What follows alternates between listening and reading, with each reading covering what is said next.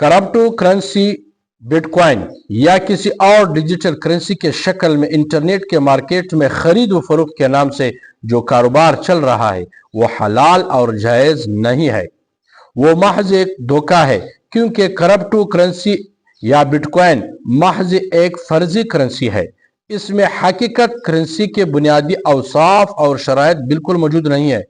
यहाँ हकीकत में कोई मादी चीज नहीं होती और उसमें कब्जा भी नहीं होता, सिर्फ अकाउंट में कुछ आदत आ जाते हैं। इसलिए बिटकॉइन या किसी भी डिजिटल करेंसी में पैसे लगाना और उससे हासिल होने वाला नफा भी जायज नहीं है। तिजारत के मसाइल का इंसाइक्लोपीडिया, सफा नंबर 92, जुल नंबर 2। डिजिटल करेंसी का न कोई शक्ल, सूरत और हसी वजूद है, न उस पर शरअन माल का इतलाक होता है, न ये समन कीमत है।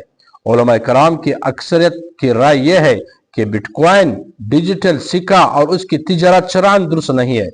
मिस्र में बिटकॉइन अगस्त 2017 से काम शुरू किया था, लेकिन 3 जनवरी 2018 को मिस्र की मुफ्ती आजम ने बिटकॉइन को हराम करार दे दिया और उसकी तिजारत पर पाबंदी का मुतालबा किया।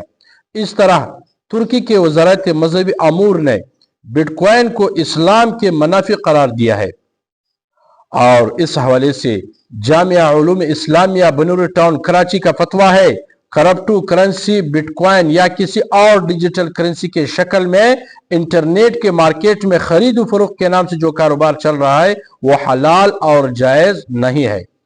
इसी तरह दारुल देवबंद का फतवा है, बिटकॉइन या कोई भी डिजिटल करेंसी एक महज फर्जी करेंसी है, इसमें हकीकी करेंसी के बुनियादी औसाफ व शराइत बिल्कुल नहीं पाए जाते, तो इस वजह से ये जायज और हलाल नहीं है।